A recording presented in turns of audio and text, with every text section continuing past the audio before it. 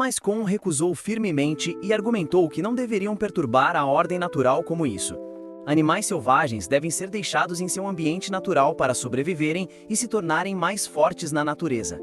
Ele apresentou várias razões para evitar que o adotassem e depois o afugentou. Naquela noite, enquanto Con dormia, a criatura encontrou o caminho para o seu quarto. De manhã, ele se assustou e gritou ao encontrar o esquilo camundongo que viera até ele. Embora ele tenha tentado gritar e espantá-lo, Maria estendeu a mão para acolhê-lo e decidiu mantê-lo a todo custo, independentemente de Con concordar ou não. Ele continuava pintando os piores cenários de manter essa criatura, mas Maria ainda se recusava. Len então contou uma lenda sobre um herói. A história de quão famoso essa pessoa era contrastava com o quão sem sentido parecia para Con ao ouvir que o herói gostava de gatos. Em resumo, Len também concordou em manter o esquilo-rato. Com 2 contra 1, a princesa também ficou do lado dos outros 2. Con discordava completamente e jurou não coexistir com esse animal. Ele então saiu para comprar algum equipamento de caça, porque não acreditava que um jogador de nível alto na categoria de caçador, como ele costumava ser, não pudesse caçar um animal pequeno. Len perguntou o que ele estava planejando fazer, e ele apenas disse que iria caçar um pouco. Ele então trouxe uma rede para o quarto para encontrar o rato esquilo, mas foi confrontado por Maria apontando uma arma para ele, perguntando o que ele estava planejando. Ele então foi preparar veneno para enganar o rato esquilo, mas a princesa o pegou e quis que ele experimentasse se não fosse nocivo. A princesa então teve que reunir o grupo e perguntar por que Con odiava tanto esse esquilo. Então ele teve que confessar que era alérgico a animais de estimação, mas todos viram que ele não era afetado quando estava perto do esquilo-rato. Todos então queriam que ele parasse de inventar desculpas e contasse a verdade. Então ele teve que contar sua história. Quando ele era criança, em um dia chuvoso, encontrou 2 gatos abandonados na rua. Ele foi gentil o suficiente para levá-los para casa e criá-los. No entanto, todos se perguntaram que tragédia havia ocorrido neste ponto. Eles ficaram doentes e morreram? Ou sua família se opôs e não o permitiu mantê-los? Não, ele os odiava porque os havia criado tanto, mas nunca recebeu nenhum carinho deles. Todos acharam que isso poderia ser uma oportunidade para ele mudar sua perspectiva. Ele não tinha certeza se realmente poderia mudar, mas ainda assim concordou em ouvir os outros 3 e estendeu a mão para fazer as pazes com o isqueiro. Mas ele imediatamente mordeu sua mão, deixando-o extremamente zangado e pegando uma massa para lutar com ele.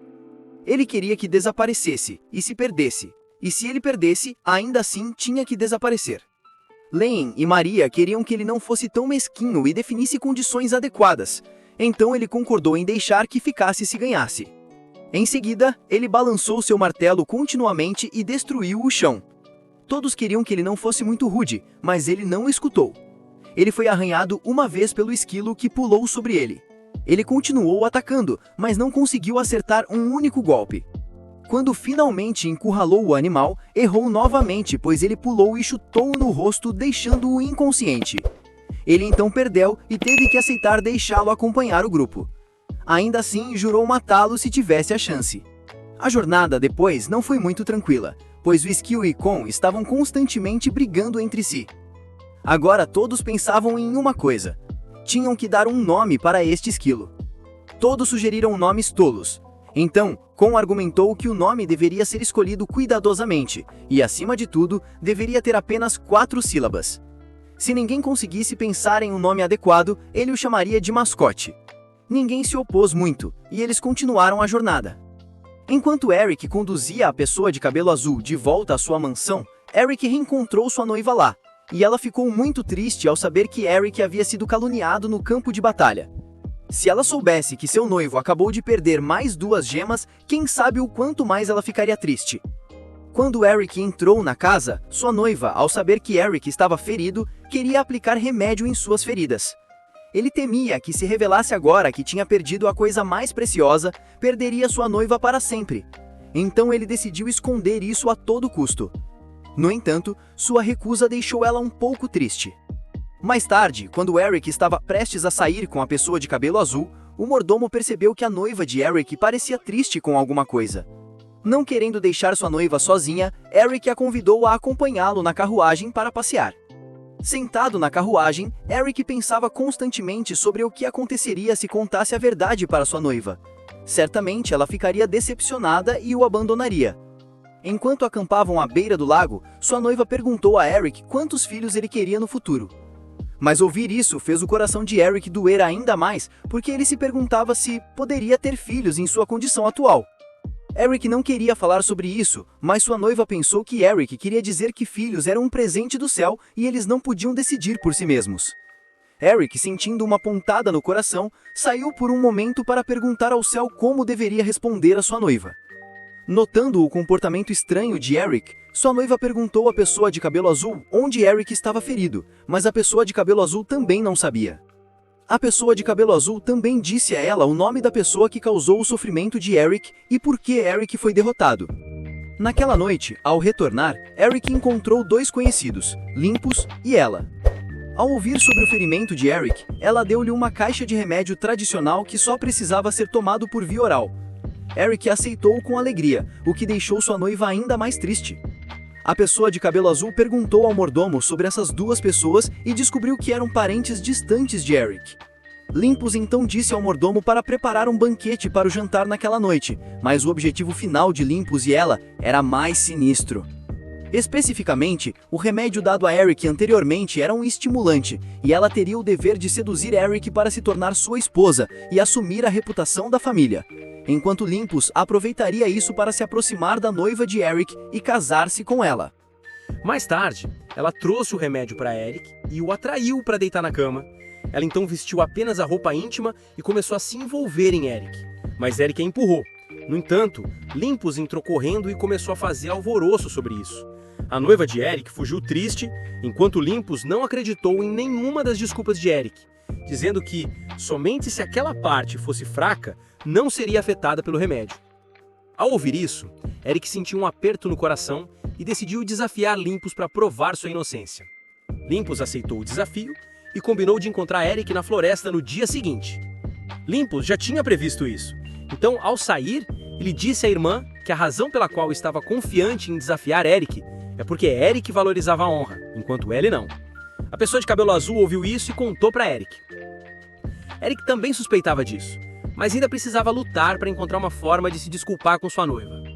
Na manhã seguinte, Eric e a pessoa de cabelo azul encontraram Limpus e sua irmã na floresta.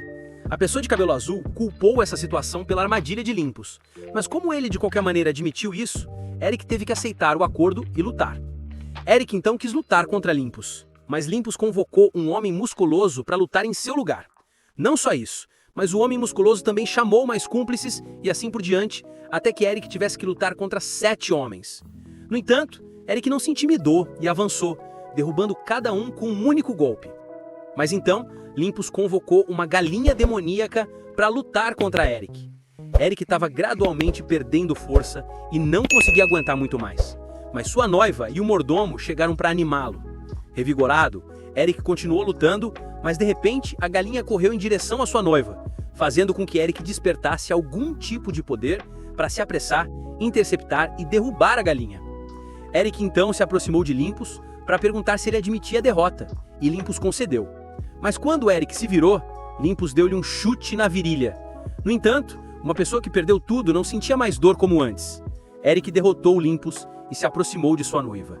O mordomo se perguntou por que Eric não sentiu dor ao ser chutado em um ponto vital, ao que Eric afirmou que tinha treinado para isso. A pessoa de cabelo azul teve que admitir e chamou Eric de Homem de Aço.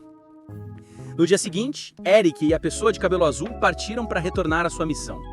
Eric agora aceitava alegremente o remédio de sua noiva para fazê-la sentir-se melhor e prometeu voltar algum dia. Eric e a pessoa de cabelo azul então foram a uma fonte termal para limpar seus corpos. O Conselho Rebelde agora ouve notícias de que a princesa está sendo protegida por um guerreiro poderoso. Esse guerreiro é muito misterioso e pode usar armas de energia. Eles não têm informações sobre essa pessoa e então decidem enviar alguém para lidar com a situação discretamente para evitar que Eric descubra. Eles temem que a honra de Eric seria prejudicada se falassem. Depois, foram à prisão e libertaram um canibal para caçar o grupo de Kon. De volta ao grupo de Kon, ele agora sabe que o plano da princesa é levá-lo à capital e encontrar uma maneira de ajudá-lo a voar até a cidade do céu, pois este lugar pode saber algo sobre ele ter caído do céu. Daqui até lá, faça seu trabalho de guarda-costas dela. Bem, o canibal avistou o grupo e está o seguindo. Mais tarde eles chegam a uma estalagem e ficam lá hoje. Con perguntou a Len quanto tempo ainda tem de viagem, e ele disse: 2 meses se não houver contratempos. Con reclama porque é muito tempo, mas Len quer que ele concentre sua atenção em proteger a princesa, pois ela confia muito nele. De repente, Maria corre para informar que a princesa chegou àquela hora. Con não entendia, mas foi arrastado para ver a todos. Todos vêm olhar, mas ele vê a princesa parecendo completamente normal. Len teve que puxá-lo para fora para evitar que irritasse a princesa. Ele se pergunta sobre a princesa parecer completamente normal. Então Len pergunta se ele percebeu o tufo de cabelo na cabeça da princesa. Ele percebeu? Mas antes que pudessem explicar em detalhes, a princesa reclamou de fome e ambos correram rapidamente para a cozinha para pegar comida. Apesar de Maria tirar toda a comida da cozinha, ainda não era suficiente. Então, Maria disse ao chefe que alugariam um lugar inteiro por um dia e que a pousada não deveria aceitar mais hóspedes. Maria também pediu a Len e Con que fossem comprar comida. Assim que saíram da pousada, o canibal se aproximou. Len e Con compraram comida e voltaram. Len explica que a princesa está no seu período hiperativo, e embora ele nunca tenha visto durante esse tempo, ouviu de outros que é aterrorizante. Eles precisam evitar irritá-la, porque assim que a terceira mecha de cabelo ficar em pé na cabeça, tudo estará acabado. Quando eles retornam, Maria cozinhou muito e pede que levem para a princesa. Assim que levam, ela exige algo maior. Con coloca um prato de comida e ele desaparece instantaneamente. Então ele precisa voltar para a cozinha. As mãos de Maria estão dorme, mas ela ainda tem que continuar cozinhando. Con continua trazendo comida e ela continua desaparecendo, fazendo com que ele comece a resmungar. O segundo tufo de cabelo se levanta e Len começa a se preocupar. A princesa agora o obriga a dizer miau após cada sentença. Embora ele saiba que isso vai fazer parecer um palhaço, ele não quer arriscar a vida, então faz o melhor possível para miar. Ela então faz o pet agir como um pássaro. Então ele começa a cantarolar e tentar voar. Maria cozinhou muito, que está enlouquecendo, mas Con agora acha que a princesa está só crescendo e comendo um pouco mais. Então eles não precisam mimá-la tanto. Ele decide lidar com isso ele mesmo. Não se esqueça de se inscrever, curtir e comentar para a parte 3.